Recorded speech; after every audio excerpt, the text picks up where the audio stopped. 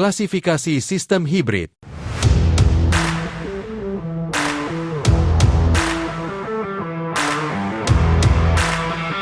Seiring dengan semakin populer dan banyaknya produsen mobil hibrid, maka berbagai sistem hibrida telah bermunculan.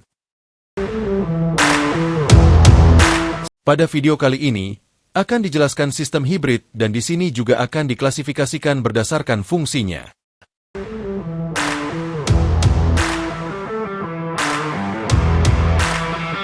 Memahami cara kerja mobil hibrida. Sistem hibrida terbagi menjadi dua jenis, yakni sistem hibrida pengisian mandiri alias self-charging hybrid dan sistem hibrida plug-in alias plug-in hybrid. Karena perbedaan utama antara kedua sistem hibrida ini terletak pada kapasitas baterai dan apakah mendukung pengisian eksternal. Dalam video ini kita akan menyebutnya secara kolektif sebagai sistem hibrid. Klasifikasi pertama didasarkan pada apakah kendaraan dapat berjalan hanya dengan menggunakan motor listrik. Sistem yang tidak dapat berjalan hanya dengan motor listrik disebut sistem hibrida ringan atau mild hybrid. Sedangkan sistem yang dapat berjalan hanya dengan motor listrik disebut sistem hibrida penuh alias strong hybrid atau full hybrid. Sistem hibrida ringan alias mild hybrid. Sistem hibrida ringan dapat dibagi lagi menjadi dua jenis, yakni tipe BSG atau Belt Driven Starter Generator dan tipe ISG atau Integrated Starter Generator. Sistem hibrida tipe BSG memasang generator starter terintegrasi alias ISG pada posisi alternator. Ini berfungsi sebagai alternator dan motor starter pada kendaraan ECE alias Internal Combustion Engine konvensional. ISG dalam sistem ini mentransfer tenaga melalui sabuk, sehingga disebut BSG alias Belt Driven ISG. Banyak produsen mobil mengadopsi sistem ini, termasuk Volkswagen, BMW, Audi, Volvo, Mazda, Suzuki, dan Fiat. Yang perlu Anda pahami adalah BSG mempunyai fungsi yang bervariasi, di mana pada saat mesin dinyalakan memiliki fungsi sebagai motor starter dan memutar mesin. Namun selama start dan akselerasi, BSG berfungsi sebagai motor penggerak untuk membantu kerja mesin. Akan tetapi selama Anda berkendara normal, BSG berfungsi sebagai generator untuk menyuplai daya ke sistem kelistrikan kendaraan dan mengisi daya baterai. BSG pada Volkswagen, BMW, Audi, dan Volvo bekerja pada tegangan 48 volt, Mazda pada 24 volt, sedangkan Suzuki dan Fiat pada 12 volt. Karena BSG mentransfer tenaga melalui sabuk karet, BSG tidak dapat menangani torsi tinggi. Namun untuk sistem yang menempatkan motor listrik yang lebih bertenaga daripada BSG, antara mesin dan transmisi disebut sistem hibrida tipe ISG. Produsen seperti Mercedes-Benz dan BMW mengadopsi sistem ini. Cara kerjanya mirip dengan sistem hibrida tipe BSG, yakni saat mesin dinyalakan, ISG berfungsi sebagai motor starter. Selama start dan akselerasi, ISG berfungsi sebagai motor penggerak untuk membantu mesin. Selama berkendara normal, ISG berfungsi sebagai generator untuk menyuplai daya ke sistem kelistrikan kendaraan dan mengisi daya baterai. Mari kita lihat perbedaan daya output antara BSG dan ISG. BSG pada Volkswagen Golf memiliki daya 14 kW dan torsi 56 Newton. BSG pada BMW X3 model BSG memiliki daya 5 kW dan torsi 25 Newton. Pada Volvo XC60 memiliki daya 8,5 kW dan torsi 29 Newton. Sedangkan BSG 24 volt Mazda memiliki daya 5,1 kW dan torsi 49 Newton. Namun ISG pada Mercedes-Benz C-Class memiliki daya 15 kW dan torsi 208 Newton. Sedangkan ISG pada BMW X3 model ISG memiliki daya 13 kW dan torsi 200 Newton. Jelas, hibrida tipe ISG memiliki torsi yang jauh lebih tinggi. Karena sistem ini tidak memiliki perangkat yang memisahkan mesin dari ISG atau BSG, mereka tidak dapat mematikan mesin dan hanya beroperasi dengan motor listrik. Ini dulunya definisi hibrida ringan. Namun, definisi ini sudah mulai berubah. Citroen, Fiat, dan Peugeot, yang semuanya merupakan bagian dari grup Stellantis, serta Audi, masing-masing telah mengembangkan sistem mereka sendiri yang memungkinkan penggerak listrik murni menggunakan motor listrik 48 volt dengan memisahkan mesin. Sistem Stellantis memiliki kopling pemisah mesin antara mesin dan motor listrik, dan menggunakan transmisi DCT atau Dual Clutch Transmission 6 percepatan. Dari posisi diam hingga kecepatan rendah, mesin dipisahkan melalui kopling pemisah mesin, dan kendaraan hanya berjalan dengan motor listrik. Ketika kendaraan mencapai kecepatan tertentu, BSG berfungsi sebagai motor starter untuk menyalakan mesin. Setelah itu, kopling pemisah mesin menyatu, dan kendaraan berjalan dengan mesin. Saat berakselerasi, motor listrik membantu mesin.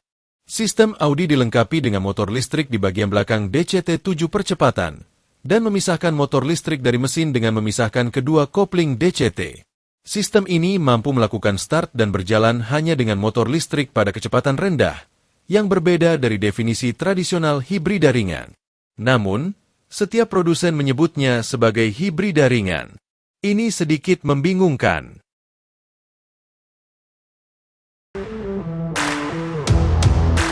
Sistem hibrida penuh alias strong hybrid atau full hybrid.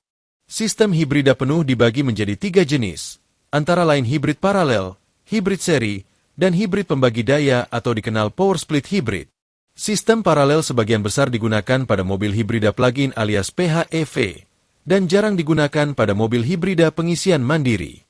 Sistem ini terdiri dari mesin, kopling pemisah mesin, motor penggerak, dan transmisi. Jika daya baterai cukup, kopling pemisah mesin akan terpisah, dan kendaraan hanya beroperasi dengan motor penggerak, seperti mobil listrik murni. Ketika daya baterai turun di bawah tingkat tertentu, kendaraan akan masuk ke mode hibrida. Prinsip kerja paralel hibrid secara sederhana yakni, saat start, kopling pemisah mesin akan terpisah, dan kendaraan hanya beroperasi dengan motor penggerak. Ketika kecepatan kendaraan melebihi tingkat tertentu, kopling pemisah mesin akan menyatu, dan mesin akan menyala. Selama berkendara normal, kendaraan hanya digerakkan oleh mesin, sementara ISG atau Integrated Starter Generator berfungsi sebagai generator untuk mengisi ulang baterai. Meskipun rentang kecepatan untuk berjalan hanya dengan motor bervariasi, fungsi mode hibrida ini mirip dengan sistem hibrida ringan yang digunakan Stellantis dan Audi. Oleh karena itu, sistem hibrida Stellantis dan Audi dapat digambarkan sebagai sistem hibrida paralel yang ditenagai oleh sistem 48 volt. Jadi, diagram klasifikasi adalah seperti yang ditunjukkan di bawah ini. Produsen seperti Honda, Nissan, Mitsubishi, dan BYD mengadopsi sistem hibrida seri. Mesin didedikasikan untuk menggerakkan generator, dan listrik yang dihasilkan menggerakkan motor penggerak. Tidak ada sambungan mekanis antara mesin dan roda. Karena efisiensi motor listrik menurun pada kecepatan tinggi, sistem ini tidak dapat mencapai penghematan bahan bakar yang baik di jalan raya. Untuk mengatasi kelemahan ini, Honda, Mitsubishi, dan BYD melengkapi sistem mereka dengan kopling yang menghubungkan mesin langsung ke diferensial. Istilah seperti seri dan paralel yang menggambarkan jenis sistem hibrida mengacu pada aliran energi. Dalam sistem hibrida seri, energi mengalir dalam jalur lurus dari mesin ke generator, inverter, motor penggerak, lalu ke roda. Dalam mobil hibrida paralel, ada 2 aliran arus paralel, yakni satu dari mesin, transmisi, dan roda, dan satu lagi dari baterai, inverter, motor penggerak, transmisi, dan roda. Honda menyebut sistemnya sebagai sistem seri paralel atau series parallel system. Mitsubishi juga menggunakan istilah penggerak seri dan penggerak paralel. Oleh karena itu, sistem yang dilengkapi dengan kopling penggerak langsung diklasifikasikan sebagai sistem seri paralel. Toyota, Ford, dan Subaru menggunakan sistem pembagi daya atau power split system. Sistem ini terdiri dari mesin, generator, planetary gear, dan motor penggerak. Planetary gear bertanggung jawab untuk mendistribusikan dan menggabungkan output mesin dan motor penggerak, dan juga berfungsi sebagai CVT alias Continuously Variable Transmission saat kendaraan digerakkan oleh mesin. Toyota sebelumnya menyebut sistem ini sistem pembagi daya atau power split system, tetapi dalam beberapa tahun terakhir, mereka mulai menyebutnya sistem seri paralel. Ini memang menggabungkan mode penggerak seri dan paralel. Namun, mengklasifikasikan sistem Honda dan Toyota sebagai jenis seri paralel yang sama tidak sepenuhnya akurat, karena pada dasarnya keduanya berbeda.